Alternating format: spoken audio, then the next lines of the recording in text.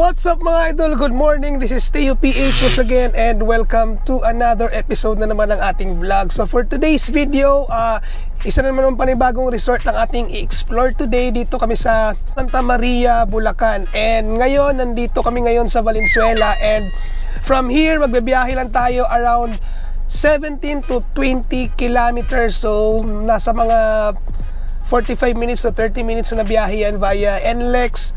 So magkita-kita po tayo doon. Let's go! Eto mga lodi, biyahe na tayo from Bignay, Valenzuela. Bibiyahe lang po tayo ng around 40 minutes. It's about mga 25 to 30 kilometers. Kaya eto, exit kami ng Meycauayan. Kasama natin si Sandwich Kingdom at buong tropa. Ayan, sa likod natin. So chill-chill lang po tayo mga lodi. Via NLEX po yung babakbakin natin. And then, papasok tayo ng Bukawi exit. Hanapin natin mga lodi. Eto, sobrang ganda. Super smooth yung takbo sa NLEX. Walang ka-traffic. Ayan pa, hinantin natin. Sandwich Kingdom. Kung gusto nyo pumunta dito mga lodi, type nyo lang sa Waze nyo, V-Farm Garden Resort, Santa Maria, Bulacan. At doon nyo po kayo dadalhin. So hindi ka po maliligaw. I-follow mo lang si Waze and nandun ka na.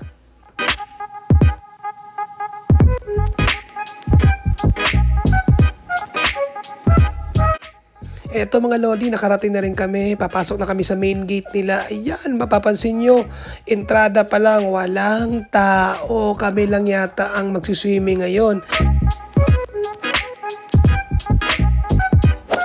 Yan mga lodi, after 35 minutes of travel, sobrang lapit lang pala nito sa Valenzuela, dito sa Santa Maria, Bulacan. Finally, dito na nga tayo sa V-Farm Garden Resort. And guess what mga lodi, ang may-ari po nito is yung ating paboritong head coach ng Magnolia Chicken Templados na si Coach Chito Victolero. Shout out coach, nandito kami sa resort mo. Ayan, fans mo kami.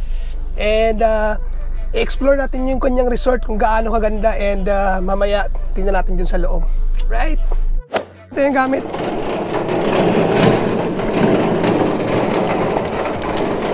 Yan guys, may basketball court pala dyan. Oh. Pwede maglaro ng basketball dyan. Oh. Kaso wala tayong dalang bola. Sayang.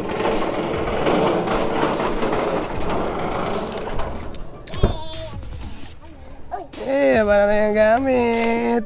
Ayan, say hello, say hello. Hello. Yan. Dito na kami sa swimming. So, ito na nga mga lodi. Papasok na po tayo sa kanilang resort. And dito pa lang sa pagpasok namin ay sobrang namangha ako. Grabe, sobrang ganda ng lugar. Mukhang malaki. And sobrang linis. At makikita mo talaga it's properly maintained. At may makikita ko yung mga staff dyan na naglilinis sila ngayon. And it's about 8 AM at mapapansin nyo halos wala pang tao. Kami pa yung unang dumating dito sa resort. So grabe, ang ganda. So on the left side, yan po yung main kitchen nila. May nakita po kami staff dyan nagluluto. And sobrang laki po ng kitchen nila. And itong mga kasunod nila is the modern kubo. I think it's 4,000 pesos overnight. Dalawa po yan. Yung isa medyo malaki. But I'm not sure the price. Much better if you will visit their Facebook page and lalagay ko din sa description box. And meron din mga ano yan, sa tapat niyan, meron din mga family villas. So mamaya pupuntahan po natin yan. And hopefully makita natin. So since day tour lang kami at trip lang talaga namin mag-swimming ngayong araw na to, ay doon tayo sa may bandang dulo. Nandun yung mga cottages for the day tours. Yan, kasama ko po si Sandwich Kingdom. Ayan, sobrang sipag talaga ng baby ko. Ayan o, bit-bit niya yung mga gamit. So ito mga dinadaanan namin, makikita nyo, napakaganda talaga ng lugar. Sobrang laki talaga pag tinignan mo siya, aerial spot.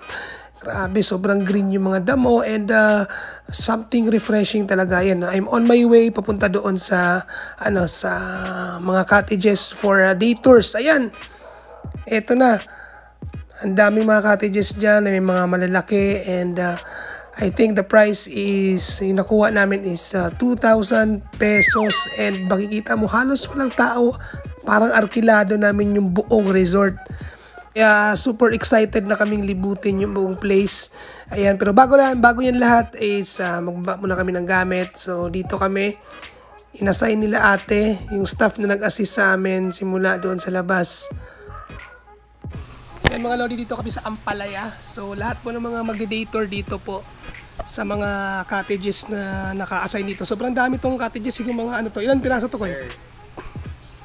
Siguro mga 15 or ano, sobrang dami, ganda. So dito pala mayroong bike billiard, may bike rental pala dito ko yung laki oh. Ay, nakaram ako. Hindi. Pwede pumunta dito te. Yan dito guys, may mga billiard ano dito, billiard table kung gusto niyo mag-arkila ng billiard table, and meron ding bike na arkila. Di ko alam kung saan magte-trail diyan sa bike eh. Baka dito sa may right side. Diyan, tas meron din mga kubo doon no. Kaso may mga aso. So napakaganda, malaki yung lugar at saka sobrang lilim talaga. Mag-enjoy ka. Ayun yung mga bike na pinaparentahan. Yan, siguro ito pwede gawing ano to, oh. Pwede gawing football field. Pwede gawing football field to, ang lawak pala nito. Tapos yung mga lodi, dito yung pinaka may mga function area dito, ayan. May video okay. Ito yung mga bike na pinapaarkilahan nila, oh. Ito yung mga bike.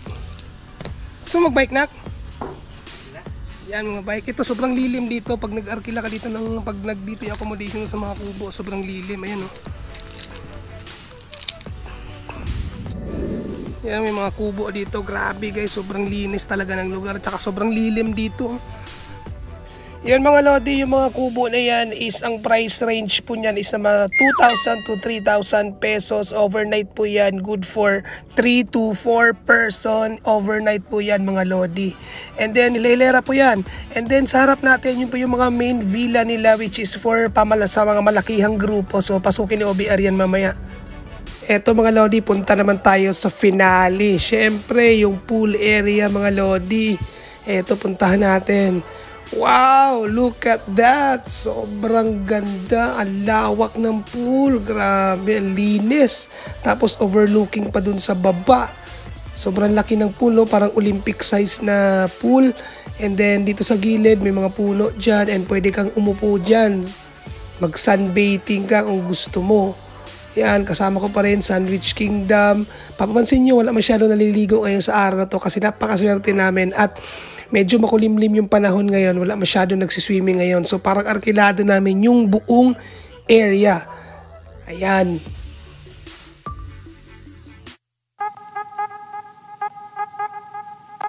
Aryan! How are you, Aryan?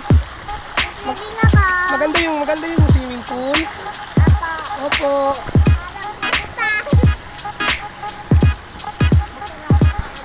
Na si Buntes.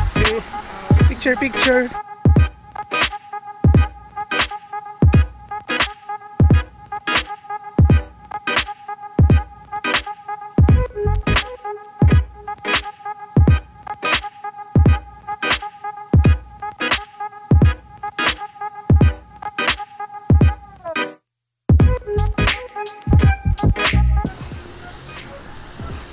Gano'ng kalalim to? 6 feet?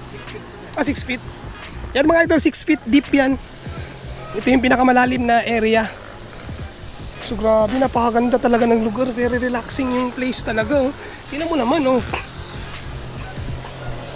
Sobrang solid mga lodi. Yan, full access. Mag-open siya ng 8 AM. Yan. So dito naman tayo pupunta sa kanilang mga family villas na mga nakahilera dito. So sobrang ganda, malapit lang sa pool, and nakita mo naman yung itsura, napaka-relaxing. Ang napapalibutan ka ng mga puno. Ayan, yung villa na yan is for only 6,500 pesos. 4 packs po daw yan ang kayang i-accommodate yan, pero hindi natin siya mapapasok ngayon. So yan po yung itsura. Full details, please visit their Facebook page. Ayan, bilagay natin sa description box para mag-inquire kayo ng directly papunta sa kanila. Ayan mga lodi, hanggang dulo po yan. Ilang mga family villas po yun nandito. So sa lahat po ng mga family na gustong magkaroon ng staycation dito sa V-Farm, ayan, you can avail this package. Napakaganda po talaga dito sa lugar na to. Sobrang mag-i-enjoy po talaga kayo. A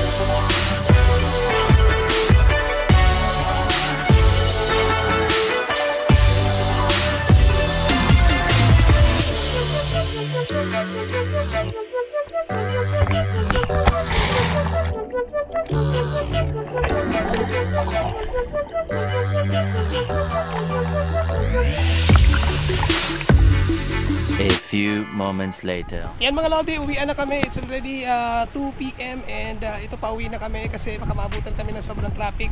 Yan mga idol, maraming salamat sa pagsama sa aming vlog for today dito sa V-Farm Santa Maria, Bulacan. Yan, makita-kita po tayo sa next episode ng vlog.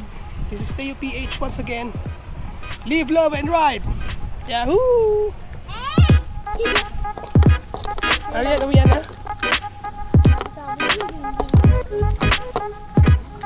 Hello, uwi na kami. Uwian na kami.